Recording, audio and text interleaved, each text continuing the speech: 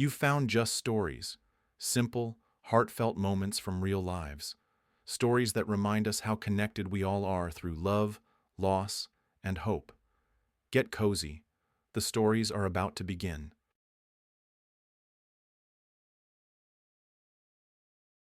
Just let him live.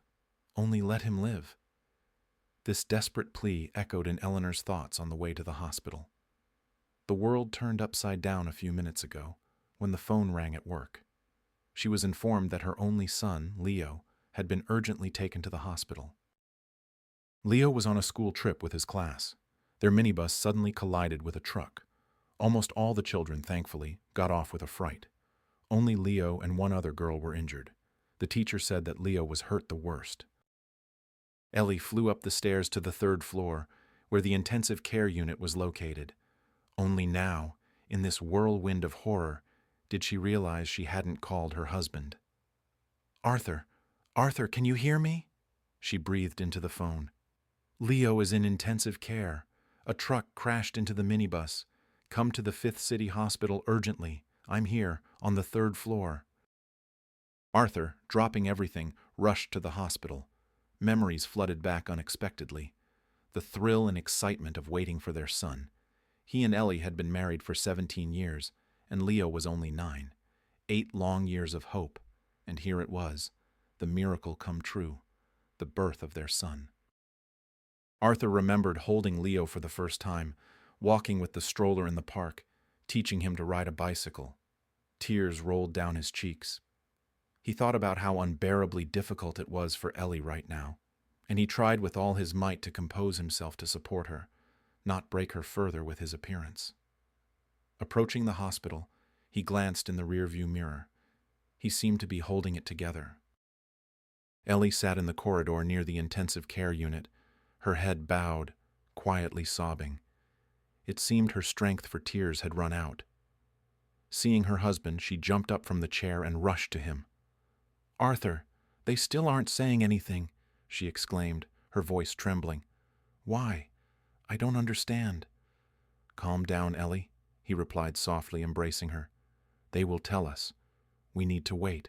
Everything will be all right. It has to be." About half an hour later, a doctor appeared. "Are you the boys' parents?" he asked. "Yes," came the reply in unison. "I have 2 pieces of news for you," the doctor began. "First, your son will live. Second, he is in a coma." He couldn't give exact timelines, but assured them that everything possible was being done.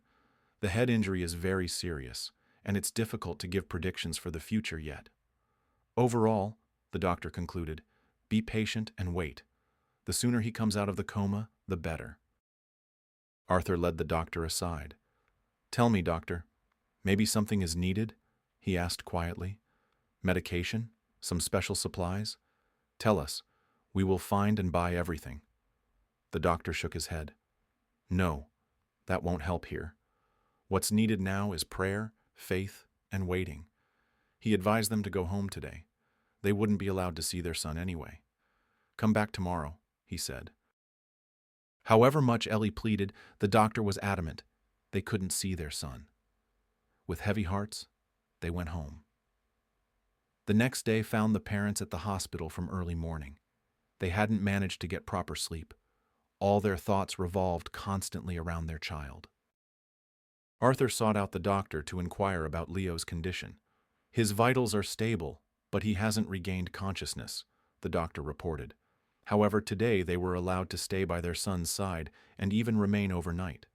"And my advice to you, based on experience," the doctor added, "talk to him as much as possible. Patients who have come out of a coma often say they heard everything and responded to the voices of loved ones." Arthur turned to his wife. "Why don't you go home?" he suggested gently. "Get some rest, change your clothes, and come back for the night. I'll stay with him for now." He saw her exhaustion. "Don't argue. You need at least a little sleep." Ellie looked at her husband with surprise, as if seeing him for the first time. "Do you seriously think I can sleep knowing what state our child is in?" Her voice was firm. "I won't take a single step from here until things are clear." She refused to leave. "You go home yourself. Bring me some comfortable clothes, and I'll stay with Leo. Arthur knew his wife's character perfectly well and understood that persuasion was useless. He went home alone to change and get everything Ellie needed. Ellie sat in her son's room, holding his hand, and wept. How much she had had to go through for this happiness to be possible. Endless tests, analyses, exhausting treatment that seemed eternal. And then the miracle happened. She became pregnant. A difficult pregnancy, almost 6 months in the hospital on bed rest, agonizing labor. But it was all for a reason, all for the sake of becoming a truly happy woman. And now her happiness lay here, and nothing depended on her.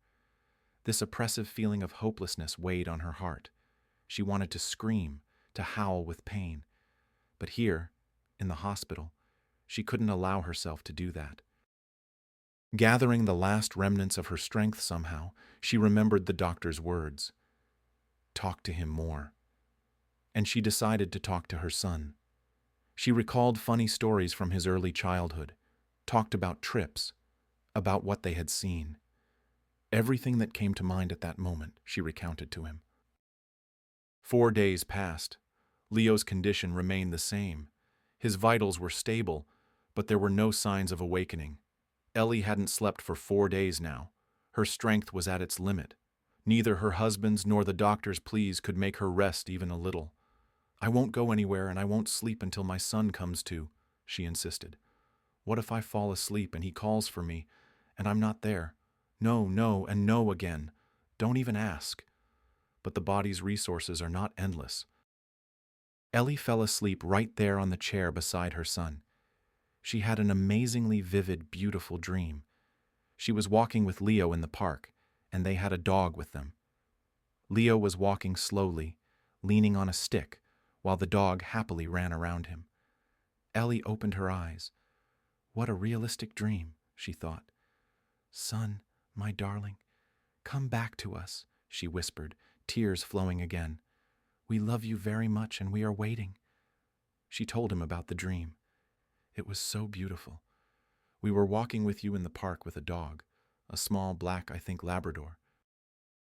I know how much you want a dog, she continued. As soon as you get better, as soon as you're discharged from the hospital, we will definitely buy you a puppy. Remember, I had a dog when I was a child, my best friend, and you will have one. You'll run with her, play ball, she'll sleep in your room. A dog is such a joy. She even promised that she and Dad would let him choose the breed himself.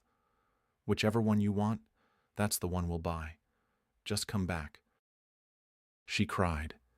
At that moment, she was ready to give anything in the world, just to hear his voice again, to see him laugh. Mom took her son's hand and suddenly felt a reciprocal touch. Maybe I'm losing my mind, the thought flashed.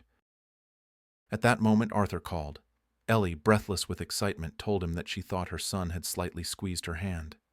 Ellie, my dear, he said softly, I understand how much you want and are waiting for this, but the doctor says there's no change yet. We need to wait.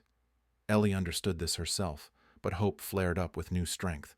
She took a book to read to her son, and then she saw Leo moved his hand. This time she was absolutely sure. Ellie rushed for the doctor. The doctor's examination, however, brought disappointment. This happens, he explained calmly. It could be a reflex, a muscle contraction, anything. But it's not an awakening. We will wait. Ellie was heartbroken. She so wanted to believe in a miracle. In the evening, Arthur arrived to support his wife and be by their son's side. They sat by the bed together, talking quietly, recalling touching moments. And suddenly they heard, Mom, Mommy. Ellie flinched, looked at her husband, and knew that he had heard it too. She grabbed her son's hand. Son, my little son, I'm here. Mom is with you. Leo slightly opened his eyes and slowly shifted his gaze from Mom to Dad. Dad, he whispered barely audibly. The parents wept, not hiding their tears. The miracle had happened after all. Arthur ran for the doctor. Doctors rushed into the room, filling it. They examined, checked, measured something, and asked the parents to leave. After an hour of various procedures, the doctor called them to him. "You know, this is truly some kind of miracle," he said, surprise in his voice. "Your son is in a very satisfactory condition. There were minor issues with his leg, but that will recover. It's just a matter of time. What worried him most was the state of his brain. A full examination will be done tomorrow, and then a final decision will be made. But I can tell you now," he added, "that nothing threatens his full life. And for now, they could return to him." Leo recovered very quickly. A week later, he was discharged home. He still had physiotherapy and medication to take, but this could be done at home.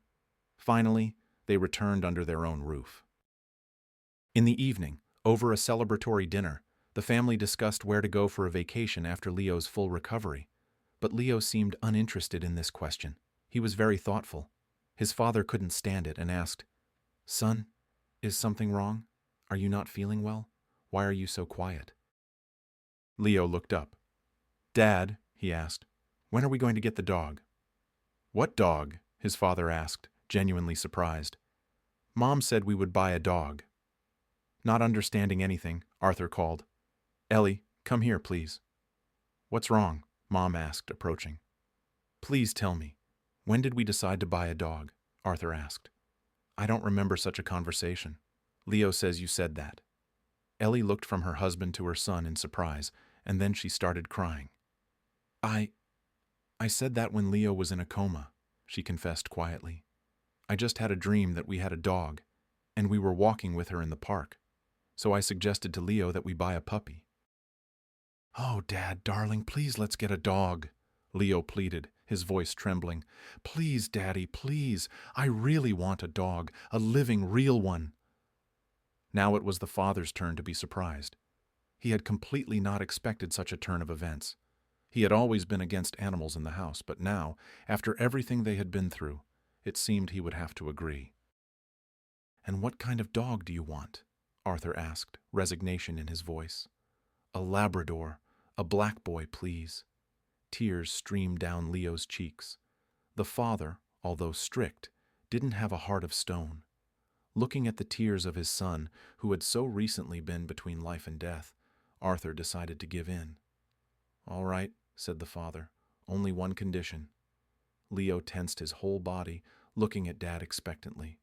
Ellie also waited in dread for some catch. But Dad surprised everyone. "We will buy a black Labrador puppy, only—" He paused, smiling as he looked at his family. "Only with a pedigree." "Hooray! I'm getting a dog." Now Leo was crying with happiness, and Mom, who also loved dogs, cried with him. "Daddy, you're the best," he shouted, hugging his father. "Thank you."